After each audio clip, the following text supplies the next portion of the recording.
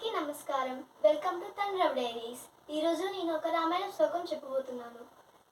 శ్రీరాఘవం దశరథాత్మజమప్రమేయం సీతాపతిం రఘుకులాం వైరత్నదీపం ఆజానుబాహుం అరవిందదళాయకాక్షం రామం విసాజన వినాశకరం నమామి వైదేహీ సహిత సురద్రుమతలే कैमे महामण्डपे मध्ये पुष्पकमासने महिमये वीरासने सुस्थितम् अग्रे वाचेदि प्रभञ्जनसुते तत्त्वं मुनिभ्यः परं व्यक्षान्तं भरतादिविस्परिवृतं रामं भजे श्यामलं श्रीरघुनन्दन परब्रह्मणे नमः.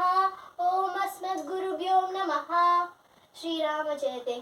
If you want more content from Tandrav Diaries, then please like, share and subscribe.